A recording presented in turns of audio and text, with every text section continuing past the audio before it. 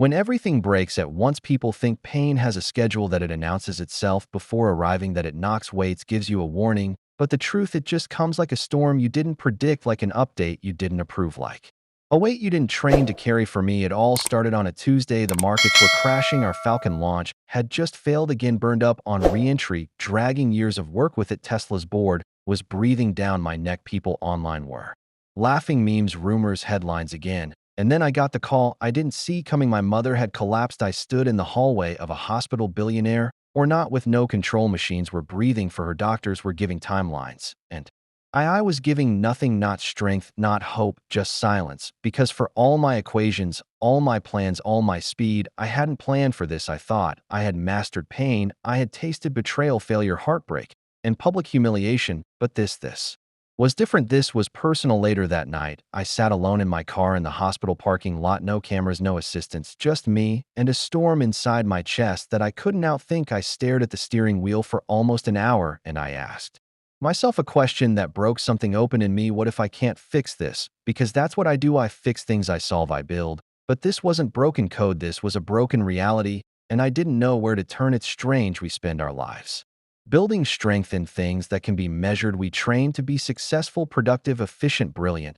But no one teaches you how to be strong when life hits where it hurts most. No one gives you a blueprint for when your world starts to fall apart slowly and all at once. I went home that night and didn't speak to anyone. I didn't tweet. I didn't check stock. I didn't open code. I just sat and cried. I cried like the boy I once was before the world told me I had to be made of steel. Because in that moment, I realized something terrifying. Success doesn't protect you from suffering. It just puts a spotlight on your pain. The next morning, I walked into the Tesla factory like I always do. My face said focus. My body said grind. But my soul was tired. One of the engineers, a quiet guy, ID barely spoken to, came up to me and said something simple. Hey, I don't know what you're dealing with right now, but I just want you to know you don't always have to be strong for everyone else. I nodded, barely held it together, and walked away. But that sentence didn't leave me. You don't always have to be strong for everyone else. That night, I sat in front of a blank notepad, not for design, not for strategy, just to write.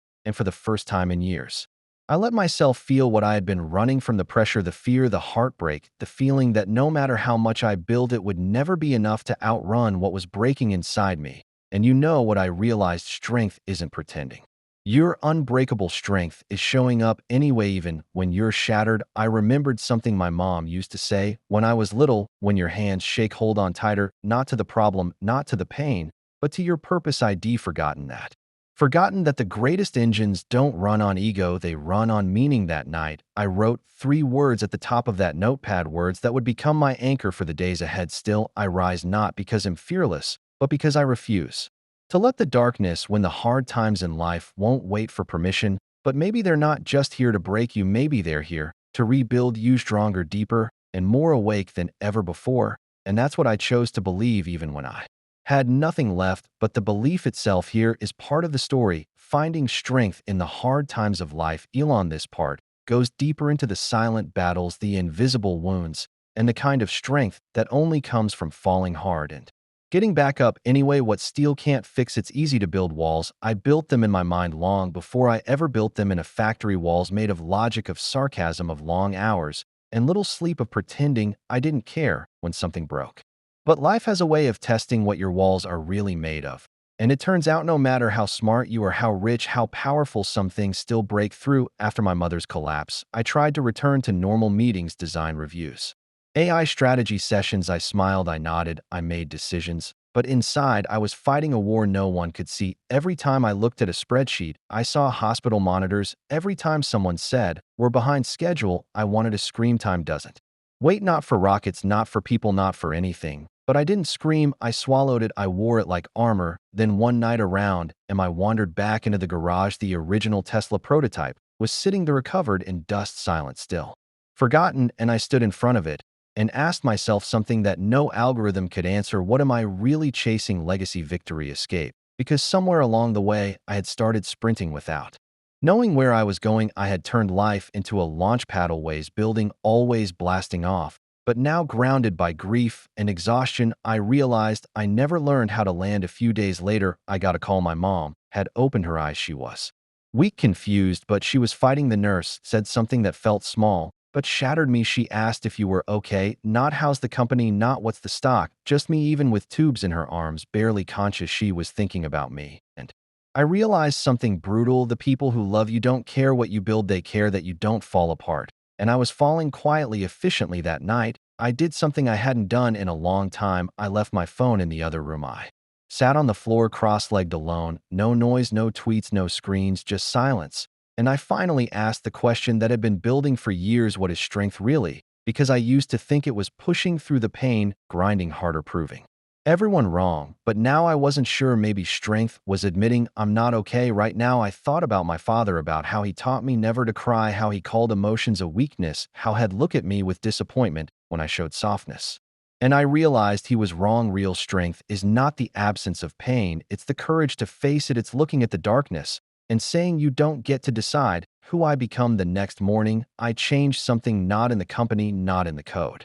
In myself. I walked into the design meeting late and apologized. I paused in a review session and told the team, I don't have the answer right now. I called my sons not to check in, but to ask how they were feeling, and it felt strange, foreign, almost weak, but it wasn't. It was real, and real is stronger than anything artificial we can ever build. Pain will find you, even if you're rich, even if you're brilliant, even if the world calls you invincible. But the question is, what will you do when it does? Pretend it's not there, or let it transform you? That week, I wrote something on my office window in black marker, a reminder, a declaration. My weakness is not my failure, it is my foundation. Because from that space, from that cracked, honest place, we begin to rebuild, not the empire, not the machine. The man, the strongest man, is the one who kneels. It had been weeks, weeks of silence behind the noise, of learning how to breathe again, not just build, of showing up, even when I had nothing left but breath and backbone. And one night around him, I did something that would have embarrassed the old version of me. I knelt, not in a church, not in front of a camera, just on my bedroom floor, and I whispered the only prayer I knew how to form: help me not.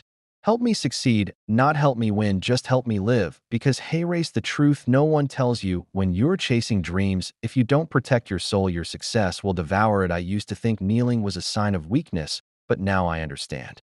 Kneeling is what strong men do when their strength runs out, not because they've lost, but because they're finally willing to be real. The pain didn't vanish overnight. My mom's health was still fragile. The company still needed me. The pressure didn't stop, but something inside me shifted. Where there was panic, now there was peace. Where there was noise, now there was clarity. And it didn't come from some motivational quote or billion-dollar insight. It came from the silence, from the stillness, from the surrender. One afternoon, I walked past a group of interns. They were laughing, trading ideas, full of fire. One of them stopped me and asked, Mr. Musk, what's the one thing you wish someone told you at our age? I paused, looked him in the eyes, and said, don't build a future you can't live in. Because I had built futures, futures with rockets, futures with AI, futures with fire. But if your heart can't survive the world you're building, it's not a future, it's a trap. I started changing how I showed up, not just in business, but in life. I stopped avoiding hard conversations. I started asking for forgiveness. I started listening instead of always solving, even to my own pain. I wrote in my journal something I hope my sons will read one day: your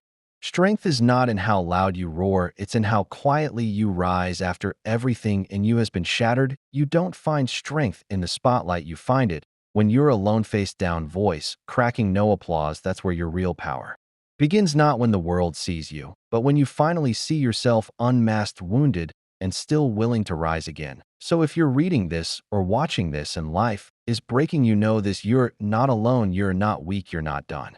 You are being forged, and one day the pain you're drowning in will become the fire that fuels someone else to stand up to, not because you're perfect, but because you chose to keep going when everyone said you shouldn't. That's what strength is: not the power to avoid the storm, but the courage to walk through it, head up, heart open, unshaken. Subscribe for more stories that break the noise and speak to the soul, because in the hardest times of life, that's where your strongest version is born. Ring, ring, ring.